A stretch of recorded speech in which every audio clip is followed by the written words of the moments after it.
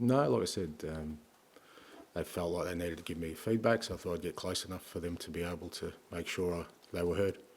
Could this not become a vicious circle though? Because if people know they can get a reaction from you or rise from you, and everyone films everything these days, Yeah. it kind of makes you an easy target for that. Hopefully after 18 months, Matt, you realise that I am who I am, mate. I don't really care.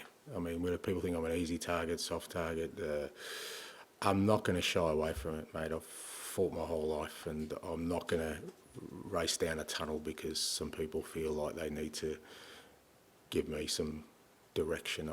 It doesn't bother me. It doesn't. And from my perspective, what motivates me and what drives me on a daily basis is continually stay true to my values and what I believe is the right thing to do in every situation. Maybe people thought it wasn't the right thing to do. My wife certainly didn't. So I got some feedback there as well. But that's okay. I'm not going to change. It's who I am, mate. I've been like that my whole career and I won't change. And just finally, when you said before about the fans backing the club, they don't necessarily need to back you. That can't work, can it? They have to back you. Ideally, yeah. Yeah. Yeah, ideally, yeah. Yeah, ideally, yeah. But otherwise, the culture will just become very true. toxic. Very true. So, but sometimes it doesn't work out that way. So I've got to find a way to make that happen.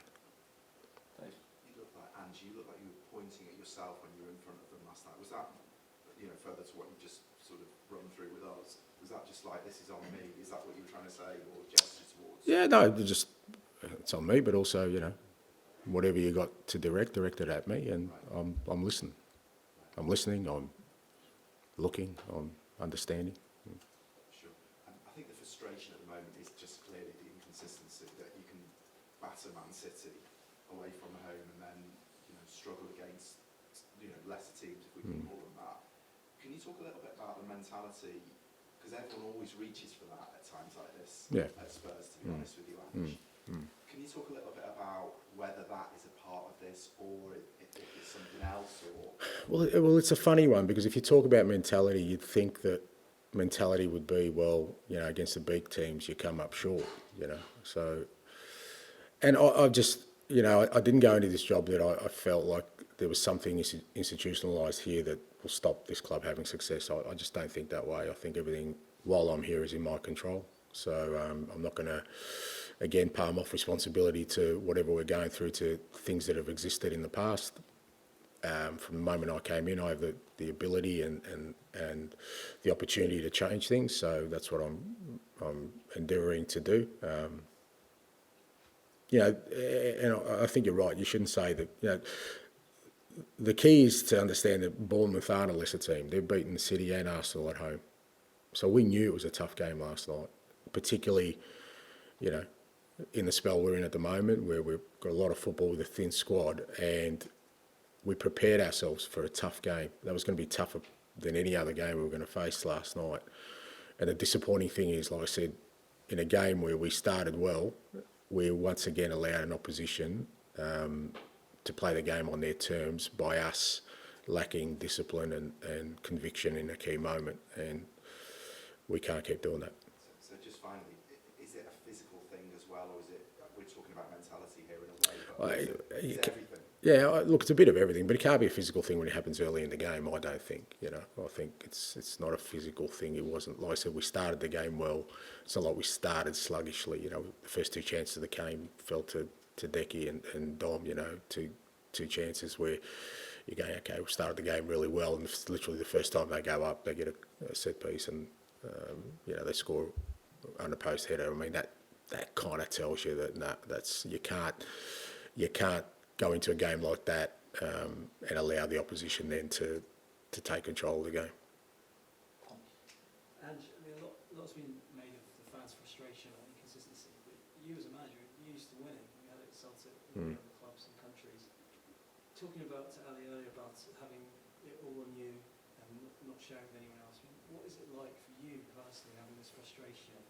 Since that Chelsea game, 18 wins, 18 defeats, dealing with that as someone who's so used to winning? Yeah, it doesn't sit well with me, and nor should it. I'm not going to accept it, and yeah, like I said, my role within that and my responsibility is to change that, because if we're going to get to where I want us to get to, then yeah, we need to break that cycle of, as I said, just not showing the belief and resilience in key moments, and so yeah, it doesn't sit well with me, mate. But nor should it, and that's why I do what I do. And a lot of us were at the Chelsea game last year, and it was pretty remarkable in the game we used 4-1, having that kind of atmosphere which was so positive. Obviously, it's not going like that at the moment. Do you have? I know you talk about it being not about you, it's about the club, but do you feel like it's possible to get that connection back? Don't know. I mean, that'll be dependent, I guess, on you know, what people see and what people feel, and the only way I can affect that is by what we produce, you know, on game day. So yeah, I like I said, I've got to concentrate on the controllables, and the controllables are the team, how we prepare, how we play, and hopefully through that sort of vehicle, we get everyone on board. Just finally, asked you a couple of weeks ago about Chelsea and the young players and maybe a sort of comparison to the Tottenham young players, but is that comparison even worth having given the amounts of money they're spending on players compared to Spurs? Yeah, I don't think so. Yeah, I mean, I think, you know, like I said, it's the sheer volume that they've kind of invested, both from a financial perspective but also a numbers perspective, that, you know, we're nowhere near sort of in that boat. You know, the players we've signed are not only young in age but also young in experience. I mean, you know, Archie Gray made his senior debut last year in the Championship. You know, Lucas Bergvall, you know, has come from Swedish sort of first division, and so, you know, obviously Wilson's out, but you know, the teenagers we signed weren't really experienced either, and like I said, I think it's different in both approaches, and yeah, really sort of, yeah, almost impossible to compare of sort of what we're trying to do. You said a bit earlier that you needed to find a way to stop things from becoming toxic. Do you think is it as simple as just winning matches, or is there anything that you think you need to do personally as well? What did you mean by that? Could you just do that? No, I mean, I didn't say, I don't think I used the word toxic. I think I was asked the question that, you know, is it better if, you know, everyone's right behind me as well as the club? I think there's no doubt that happens, but, you know, that I'm sure when other clubs who, you know, sort of stick to a plan and go through difficult moments, I think there's probably dissension amongst supporters in those moments as well, but you forget about them when you're on the other side. And yeah, it is about winning. It's not just about winning, it's about kind of belief as well in what you're doing. Sometimes you look beyond the results. I think that's probably what happened at the start of my tenure last year. Like I said, we lost against Chelsea, but there was a sense that, okay, we're building something. Obviously, it kind of went off the rails after that game. But so it's not just about the winning, but I think, you know, for where we are right now, it'll certainly help. Do the players see you like that much? Sorry? Do the players see you much like that? Like what? Sorry. Angry and, you know, Oh, well, yeah. I mean, they know I'm not happy. Absolutely, yeah. I mean, I'd be surprised if they think that I'm sort of happy with this. I don't think they are either. I'd hate to think they're comfortable with where we're at. But it's not just, you know, it's not just about anger and screaming and yelling. It's about purpose and about direction and, like I said, responsibility and charting a way forward, and that's much more important to me. The Chelsea game last season was wild, and you came out after it sort of saying, that's how I play and we won't change. And I think most people thought it was great at the time. Sort of 12 months on, have you changed much, a little bit, sort of anything within the broader ideology? No, not really. And I think we've seen evidence of that this year.